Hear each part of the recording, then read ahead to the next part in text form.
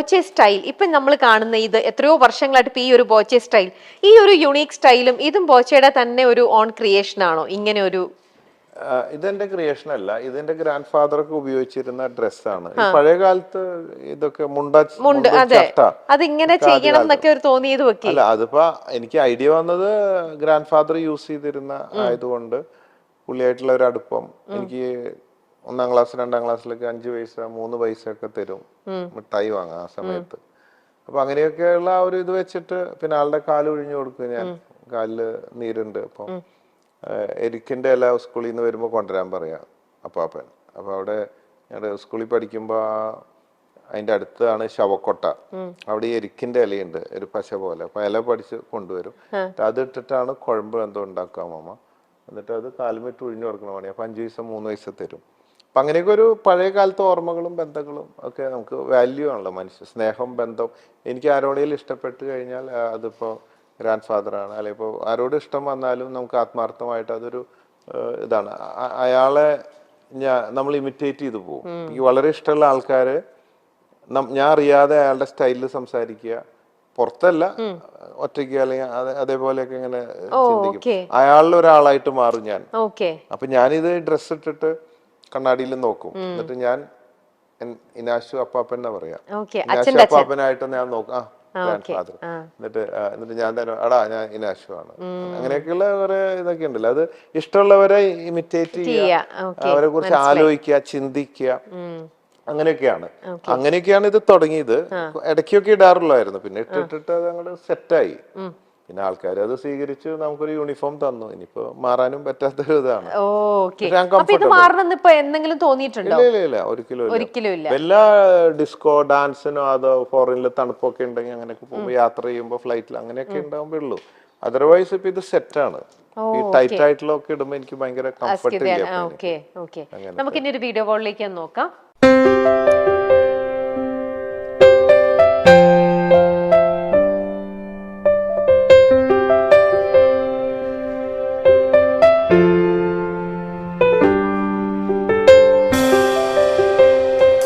ഒരു തരത്തിലുള്ള ഒരു ആഡംബരങ്ങളും ഒന്നുമില്ലാതിരുന്ന ഒരു കല്യാണം. എന്തായിരുന്നു അങ്ങനെ ഒരു? ഇത് കോവിഡ് കാലമായിരുന്നല്ലോ, അതുകൊണ്ട് ആൾക്കാർ കൂടാൻ പാടില്ല എന്നൊക്കെ നിയമം ഉണ്ടായിരുന്നു. അതുകൊണ്ട് ആഡംബരം കുറച്ചതെന്നാണോ? അല്ല, അപ്പൊ അത് ആ സമയത്ത് അങ്ങനെ ചെയ്യാൻ പറ്റില്ല എന്നുള്ളതുണ്ട്. പിന്നെ ഇന്നത്തെ കാലത്തായിരുന്നെങ്കിൽ കഴിഞ്ഞിട്ട് വേറെ സമയത്ത് ഇതിന്റെ പാർട്ടി വെക്കണം എന്നൊക്കെ പറഞ്ഞെങ്കിലും മകൾക്ക് അങ്ങനെ വലിയ താല്പര്യമില്ല. സ്വർണ്ണ ഇടാനോ വലിയ പാർട്ടി നടത്താനോ അങ്ങനത്തെ ഒന്നും താല്പര്യമില്ല. അത് അപ്പാന്നാ വിളിക്കുക തന്നെ. എന്താന്ന് വെച്ചാൽ ചെയ്തോ, കുറച്ച് പാവങ്ങൾക്ക് കൊടുക്കുക, കുറച്ച് പാവങ്ങളുടെ കല്യാണം നടത്തി. അപ്പൊ പിന്നെ അങ്ങനെ ഒരു സമൂഹ വിവാഹം നടത്തിയാലോ എന്നൊക്കെ ആലോചിച്ചിരുന്നു. കുറെ പേർക്ക് 10 പവൻ വെച്ച് കൊടുത്തിട്ട് ഒരു 101 പേരെ വിളിച്ചിട്ട് ആളുടെ ഒപ്പം എല്ലാവരും കൂടെ ഒരു അങ്ങനെയൊക്കെ ആലോചിച്ചു. പിന്നെ ആ കോവിഡ് ടൈമൊക്കെ ആയതുകൊണ്ട് അതൊന്നും പറ്റിയില്ല, സാധിച്ചില്ല. അങ്ങനെ ഉള്ള ഒരു ഇതാണ്. ഈ നമ്മളെ എല്ലാവരും പുകഴ്ത്തുമ്പോൾ സ്നേഹിക്കുമ്പോഴാണ് നമുക്ക് സന്തോഷം ഉണ്ടാവുക.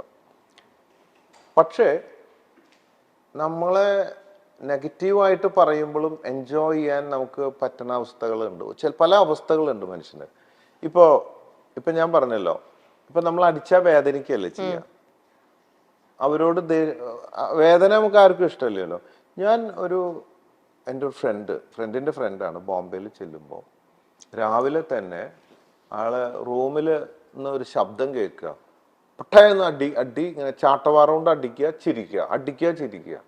അപ്പൊ ഞാൻ ഇങ്ങനെ പറഞ്ഞിട്ട് തുറന്നു നോക്കിയപ്പോ ഷർട്ട് ഇടാണ്ട് നിന്നിട്ടൊരു ചാട്ടവാറ എടുത്തിട്ട് അയാൾ സ്വയം അടിക്കുക, എന്നിട്ട് ചിരിക്കുക. അപ്പൊ ഞാൻ ചോദിച്ചത് എന്താ കഥ?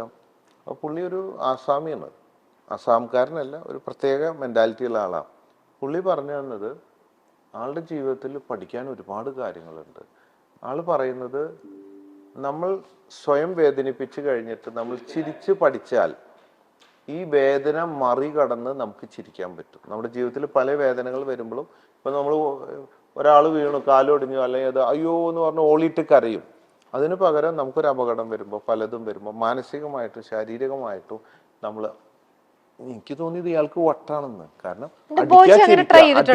ഞാൻ എന്നിട്ട് പലതും ചെയ്ത് നമ്മൾ ഓരോന്നും, അതാണ് ഞാൻ പറഞ്ഞത്.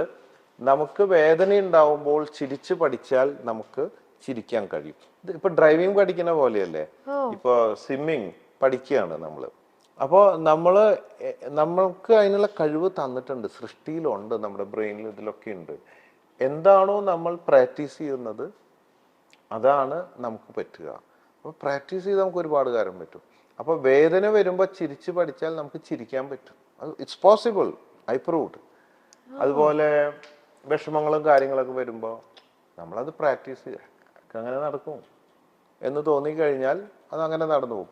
അപ്പോൾ അതാണ് അതിൻ്റെ ഒരു ഇതാണ്. ഇപ്പം നമ്മൾ രണ്ടും നമ്മുടെ ജീവിതത്തിലുണ്ട്. അപ്പം നെഗറ്റീവ് വരുമ്പോൾ നമുക്ക് ചിരിക്കാം, അല്ലെങ്കിൽ നമുക്ക് ഇങ്ങനെ ചിന്തിക്കാം, നെഗറ്റീവ് പറയുന്നത് ഈ പൊട്ടന്മാരൊക്കെ എന്തൊക്കെയോ പറയുന്നു, ഇവരൊക്കെ വിഡ്ഢികൾ എന്ന് നമുക്ക് വേണമെങ്കിൽ നമുക്ക് തോന്നും. അവർക്ക് തോന്നുന്നത് നമ്മൾ വിഡ്ഢികളാണ്, ചിലപ്പോൾ നമുക്ക് തോന്നുന്നു ഇവര് വിഡ്ഢികളാണ്. അപ്പോൾ അതൊക്കെ ഒരു തമാശയായിട്ട് എടുത്ത് ചിരിച്ച് നമ്മൾ അങ്ങനെ അങ്ങോട്ട് പോവാണ്. അത് എൻജോയ് ചെയ്യാൻ പറ്റും. ചിലപ്പോൾ വേദന എൻജോയ് ചെയ്യാൻ പറ്റും, അസ്വസ്ഥതകൾ എൻജോയ് ചെയ്യാൻ പറ്റും. അതൊരു മെന്റലാന്നൊക്കെ പറയും, ചിലപ്പോൾ മെന്റലാവാം. എന്ത് സ്റ്റാറ്റസ് ആയാലും ആയ അവസ്ഥയെ ഉൾക്കൊണ്ട് അത് സ്വീകരിച്ച് ഒരു അക്സെപ്റ്റിംഗ് മെന്റാലിറ്റി ഡെവലപ്പ് ചെയ്തുകൊണ്ട് ശരീരത്തിനെയും മനസ്സിനെയും അതിനെ പാകപ്പെടുത്തിക്കൊണ്ട് സ്ട്രോങ് ആയി ഏതവസ്ഥയിൽ അത് സ്വീകരിച്ച് മുമ്പോട്ട് പോകാവുന്ന ഒരു സംവിധാനത്തിൽ എത്തിച്ചേരുക എന്നതാണ്. അതുകൊണ്ട് ഇത് രണ്ടും സാധ്യമാണ്. അടുത്ത കാർഡിലേക്ക് പോ. Prevention is better than cure. അങ്ങനെയാണോ തോന്നുന്നത്? പ്രിവെൻഷൻ നല്ലതാണ് എന്നോർത്തിട്ട് അങ്ങനെയാണെങ്കിൽ പിന്നെ ക്യൂർ ചെയ്യേണ്ട ആവശ്യമില്ലല്ലോ. എല്ലാവർക്കും പ്രിവെൻഷൻ എടുത്തോടെ എന്ന് പറഞ്ഞ അവിടെ എനിക്ക് തോന്നണത് അത് നല്ലതാണെങ്കിൽ ഇതൊന്നും സാധ്യമാവില്ല. അപ്പൊ എനിക്ക് തോന്നണ, ഞാൻ കല്യാണം കഴിഞ്ഞിട്ട് 8 മാസമായപ്പോഴേക്കും വൈഫ് പ്രഗ്നന്റ് ആയി. രണ്ടുപേർക്ക് ഇത്ര പെട്ടെന്ന് വേണ്ടായിരുന്നായിരുന്നോ? അപ്പൊ അവിടെ പ്രിവെൻഷൻ ആവാമായിരുന്നു. പക്ഷെ കോണ്ടോ സാധനങ്ങളൊന്നും ആ നേരത്തെ ഉപയോഗിക്കാൻ പറ്റിയില്ല, എല്ലാം പെട്ടെന്നായിരുന്നു. ആക്രാന്തം പിടിച്ച പോലെ എന്ന് പറഞ്ഞ പോലെ ഈ പ്രിവെൻഷനൊക്കെ നല്ലതാണ്, പക്ഷെ ആ നേരത്തെ അതൊന്നും നടന്നില്ല. അങ്ങനെ കുട്ടി ഉണ്ടായി. അതാണ് അങ്ങനെയൊക്കെ ഉണ്ടാവുന്നത്. ഇത് പറയാം, പക്ഷെ എപ്പോഴും പ്രിവെൻഷൻ ഉണ്ടാവണം. നല്ല ആഗ്രഹങ്ങളാണ്, നടക്കില്ല, ചിലപ്പോ നടക്കും. അങ്ങനെയൊക്കെയാണ്. അടുത്തത് സ്പോയിൽഡ് റിലേഷൻഷിപ്സ്. അങ്ങനെ ഉണ്ടായിട്ടുണ്ടോ? ഉണ്ടായിട്ടുണ്ട്, അങ്ങനെ ഉണ്ടായിട്ടുണ്ട്. ഒരുപാട് ഫ്രണ്ട്ഷിപ്പ് വേണമെന്ന് വെച്ചിട്ടല്ല, അങ്ങനെ ആയിട്ടുണ്ട്. പിന്നീട് തോന്നിയാവോ അങ്ങനെ ആയിപ്പോയല്ലോ എന്നൊക്കെ. മനുഷ്യരല്ലേ, തെറ്റുകൾ പറ്റാത്തവരില്ലല്ലോ. ഓക്കെ. അങ്ങനെയാണെങ്കിൽ ഈ ഇപ്പൊ റിലേഷൻഷിപ്പിനെ കുറിച്ച് ചോദിക്കഴിഞ്ഞാൽ ഇപ്പം കൂടുതൽ എല്ലാവരും ലിവിങ് ടുഗെദർ ഒക്കെ പ്രിഫർ ചെയ്യുന്ന ആൾക്കാരുണ്ട്. ബോയ്ച്ചയ്ക്ക് അങ്ങനെയുള്ള അതിനോടുള്ള ഒരു അഭിപ്രായം എന്തായിരിക്കും? നല്ലതാണ്, വളരെ നല്ലതാണ്. നമ്മുടെ ഈ കല്യാണം സമ്പ്രദായങ്ങളൊക്കെ അതൊക്കെ എന്നെ സംബന്ധിച്ച് അത് ശരിയായൊരു രീതിയായിട്ട് തോന്നുന്നില്ല. പിന്നെ സൊസൈറ്റിയാണ്, മതങ്ങളും കാര്യങ്ങളും, അവരവരുടെ കൾച്ചറുണ്ട്, അവരവരുടെ കംഫർട്ട്, സൊസൈറ്റി അവരുടെ ജീവിതത്തിന് തെറ്റൊന്നുമില്ല, അവരവരുടെ ഇഷ്ടത്തിനനുസരിച്ച്. പക്ഷെ അതൊക്കെ മേലെ നമ്മൾ അതൊക്കെ വിട്ടിട്ട് ചിന്തിക്കുകയാണെങ്കിൽ ഈ കല്യാണം കഴിച്ച് ജീവിക്കുമ്പോൾ നമുക്കൊരു ലൈസൻസ് കിട്ടിയ പോലെയാണ്. ഇത് നമ്മുടെ ആയി, നമുക്ക് ലൈസൻസായി. അടിമ എന്നർത്ഥമില്ല, എങ്കിലും എന്തൊക്കെ പറഞ്ഞാലും ആണും പെണ്ണും സമത്വം എന്നൊക്കെ പറഞ്ഞാലും അക്കാര്യത്തിൽ ആണുങ്ങളോട് ഒരു വ്യത്യസ്ത അഭിപ്രായമാണ് എനിക്കുള്ളത്. പെണ്ണുങ്ങളെ അവരുടെ താഴെ തന്നെയാണ് നിർത്തി, എല്ലാവരും അല്ലെങ്കിലും 99% അതൊക്കെ തന്നെയാണ്. അതായത് ഇപ്പൊ നമ്മള് ഒരു കാപ്പി ഉണ്ടാക്കി കൊണ്ടടി എന്ന് പറയും, ഭാര്യ ഒരു കാപ്പി ഉണ്ടാക്കി കൊണ്ടുവരാ എന്ന് പറയല് കുറവായിരിക്കും. അങ്ങനെ പറഞ്ഞാലത്തെ അവസ്ഥ സ്നേഹത്തിൽ പറഞ്ഞിട്ട് കൊടുക്കും എന്നും പറയാൻ പറ്റുമോ? അപ്പൊ എന്ന് പറഞ്ഞ പോലെ ഓരോ ഭാഗത്തും അത് ഞാൻ തർക്കിക്കുമ്പോ ഞാൻ ജയിക്കാൻ വേണ്ടിയിട്ട് ഭാര്യയോട് പറയും, അത് ആണിന്റെ താഴെ തന്നെയാണ് പെണ്ണ്, കെടുക്കുമ്പോഴും നീ അടിയിൽ തന്നെയല്ലേ എന്ന് ചോദിക്കും. അതുകൊണ്ട് ആണിന്റെ താഴെയാണ് പെണ്ണ് എന്നൊക്കെ പറയും നമ്മൾ ജയിക്കാൻ വേണ്ടി. പക്ഷെ ആത്മാർത്ഥമായിട്ട് ചിന്തിക്കുമ്പോൾ ശരിക്കും സമത്വം വേണം. സൃഷ്ടി ഒക്കെ ആണ് പെണ്ണ് ആയി എന്നുള്ളത്. അതുകൊണ്ട് ഇത് ഓക്കെ. ആ വേറൊന്നും ഞാൻ കേട്ടിട്ടുണ്ട്, അതെന്താ നമ്മൾ ബോച്ചയുടെ പറഞ്ഞു അടുത്ത് വന്നതില് നമ്മൾ ലിവിങ് അതെ ടുഗെദറിനെ കുറിച്ച് എന്നതുകൊണ്ട് തന്നെ ചോദിക്കുകയായിരുന്നു. ലിവിങ് ടുഗദർ ആവുമ്പോ ലൈസൻസ് ഇല്ല, രണ്ടുപേരും ഈക്വലാ. ആർക്ക് വേണേ ഇട്ടിട്ട് ആരെ വേണേ ഇട്ടിട്ട് പോവാം എപ്പോ വേണമെങ്കിലും. അപ്പൊ ഈക്വൽ സ്റ്റാറ്റസ് മാത്രമല്ല, എപ്പോഴും ബോയ് ഫ്രണ്ട് ഗേൾ ഫ്രണ്ട് എന്നുള്ളൊരു ഫീലിംഗ് ഉണ്ടാവും. പുതുമ നഷ്ടപ്പെടില്ല, എന്നും ഹണിമൂണാ. മറ്റേ ലൈസൻസ് കിട്ടിയിട്ട് വണ്ടി ഓടിക്കുന്നതും ആ ഒരു ഇതുണ്ടല്ലോ, അപ്പൊ അതിന് വലിയ ത്രില്ല് അങ്ങനെ കുറഞ്ഞു വരും. ഇതെന്നും അപ്പൊ ബോച്ചയുടെ ലൈഫിൽ ബോയ് ഫ്രണ്ട് ആയിട്ട് ഇരിക്കുക. അപ്പൊ ബോച്ചയുടെ വൈഫ് ആവുമ്പോ ഗേൾ ഫ്രണ്ട് എന്ന് പറയാൻ പറ്റില്ലല്ലോ.